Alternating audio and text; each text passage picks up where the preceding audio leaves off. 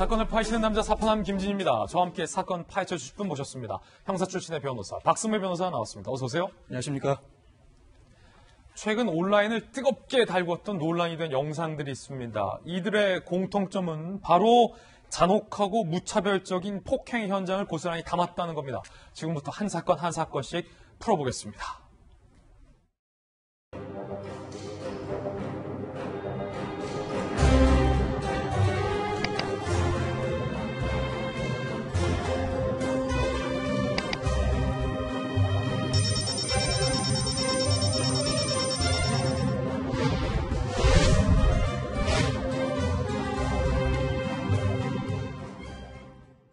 첫 번째 사건입니다. 뭘 봐 다짜고짜 니키. 어떤 사건인지 사건의 전말부터 함께 보시죠. 쳐다봤다고 무차별 폭행. 지난 14일 오전 경북 구미의 한 시장 골목 65세 남성이 운동 후에 귀가 중인데 길가에 앉아있던 31세 한창 새파랗게 어린 30살도 넘게 차이가 나는 남성과 눈이 마주칩니다. 그런데 이 B씨가 반말합니다. 뭘 봐? 그러자 60대 A씨가 아는 사람인 줄 알고 봤습니다. 라고 답변했는데 돌연 얼굴, 가슴 등 잔인하고 잔혹한 무차별 폭행이 이루어집니다. 이 충격적인 범죄는요. CCTV에 고스란히 담겼습니다. 함께 보시죠. 시장 골목길에서 30대 남성이 앞에 가는 60대 남성의 어깨를 잡습니다. 잡아챕니다. 자, 읽고 60대 남성의 발을 걸어서 옆으로 밀고 바닥에 밀친 뒤 폭행을 하기 시작합니다.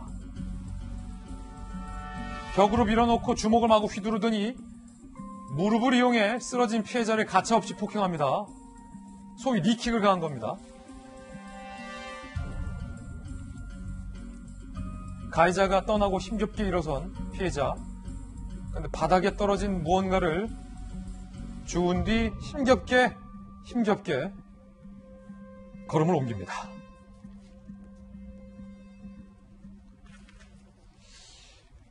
폐륜 범죄에 가까운 이 충격적인 폭행 사건 어떻게 된 겁니까? A씨가 과거에 뇌경색으로 2차례 쓰러진 적이 있습니다. 60대 남성이요. 그렇죠. 이에 따라서 집 주변을 1시간 정도 걷는 운동을 한 다음 귀가하는 길이었는데 그 과정에서 이어폰을 끼고 앉아있던 B씨와 우연히 눈이 마주칩니다. 대뜸 B씨가 뭘 봐? 라고 했고 A씨로서는 뇌경색으로 쓰러진 적도 있고 힘이 없는 상황에서 뭔가 답변을 해야 할 것 같은 분위기에 아는 사람인 줄 알고 봤습니다라고 답변했더니 B씨가 보신 것처럼 냅다 마구잡이 폭행을 가한 겁니다. 아버지 뻘 되는 A씨를 상당히 강력하게 폭행 범죄를 가한 것인데 A씨 입장에서는 늘 다니던 길에서 예상하지 못했던 충격적인 폭행 피해를 당하게 된 겁니다. 아니, 자기가 좀 기분 나쁠 수 있다라고 이해를 하려 해도 보시는 것처럼 주먹으로 폭행을 하고 아버지 뻘 되는 사람을 밀고 쓰러뜨리고 무릎으로까지 무차별 폭행을 하는 게 도저히 이해가 안 되는데 저희가 이 피해자 가족분을 인터뷰했습니다. 들어보시죠. 심리적으로 많이 힘드시고 그냥 이 사건에 대해서 얘기 안 하고 싶어가지고 그 동영상에서 마지막에 이렇게 죽는 장면이 아버지가 이제 일을 챙기시는 거였거든요. 그 와중에서 아버지가 매번 다녔으니까 그쵸 걱정 안 하고 다니는 길이었으니까 이제 그날 그러셨죠. 아빠는 저에게 알리고 싶지 않기 때문에 그냥 괜찮다 무조건 그냥 한 대 좀 맞았을 겁니다. 무조건 괜찮다 이런 상황이었죠 저희는. 시청자 여러분들 궁금하실 것 같은데 영상에서 마지막에 이 피해자가 힘겹게 걸음을 뛰면서 땅에서 주운 것 그게 바로 빠진 치아였다라고 합니다.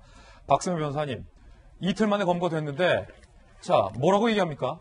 B씨의 진술, 특별한 이유가 있어서 폭행한 것은 아니다라고 진술했습니다. 예. 특별한 이유가 있을 수가 없죠. 이른바 묻지마 폭력 사건인데 묻지마 폭력 사건의 빈도수는 그 나라 국민들이 얼마나 평온하게 일상생활을 영위할 수 있는가를 가늠하는 척도가 됩니다.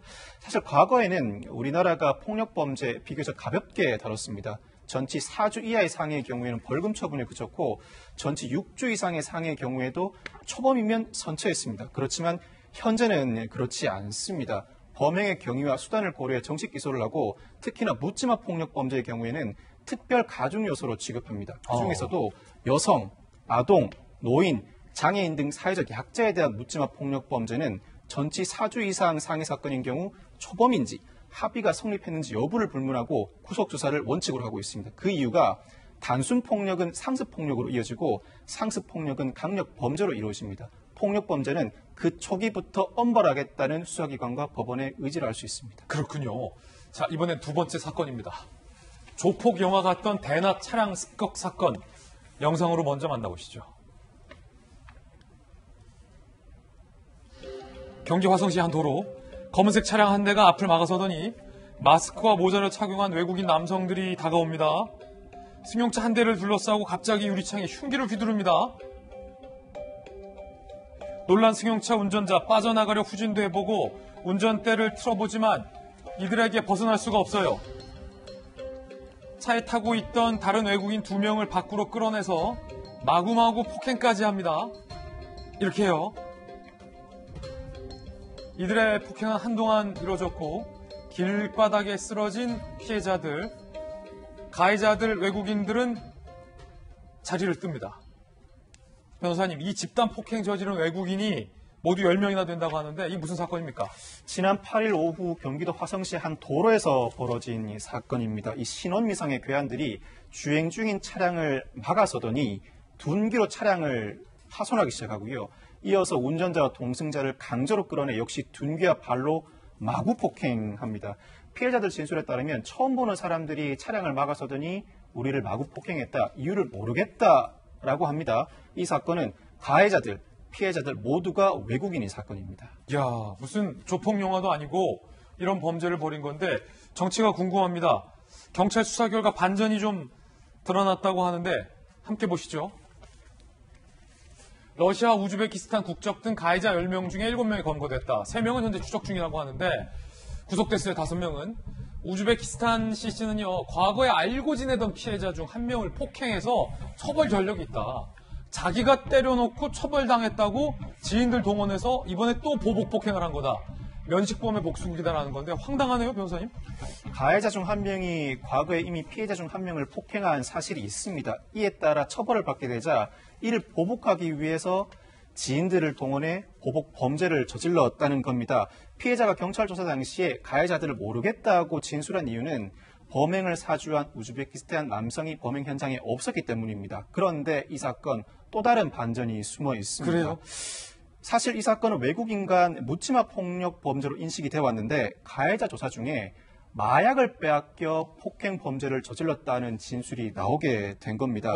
새로운 국면을 맞이하게 된 것인데 수사가 마약 사건으로 확대되고 있습니다. 경찰이 강력범죄 수사계, 마약범죄 수사계, 국제범죄 수사계 이 3개 수사계가 공동수사에 나선 상황입니다. 그런 거면 규모가 엄청 큰 겁니까? 상당히 규모가 큰 겁니다. 병원 치료를 받고 있는 이 폭행 피해자들도 피의자 전환을 검토하고 있습니다.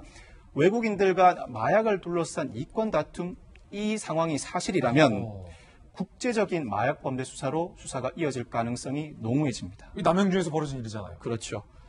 이 사건의 경우에는 외국인 간 범죄의 경우에는 국제범죄수사대가 나서기 마련인데 특히 마약, 도박범죄 같은 경우에는 국제범죄수사계가 굉장히 적극적으로 개입을 하게 됩니다. 외국과의 공조로 또 다른 마약범죄 조직, 국내에 소재하든 국외에 소재하든 수사가 확대될 가능성이 상당히 커진 상황입니다. 예, 그래요. 단순히 그냥 앙심 때문에 이런 폭행이 있다 좀 이해가 안 됐거든요. 마약 수사 여부에 대해서 좀 계속 박선미 변호사 취재해 주셔서 향후에 또 말씀 주시기 바라겠습니다. 알겠습니다. 박선배 변호사였습니다. 감사합니다. 감사합니다.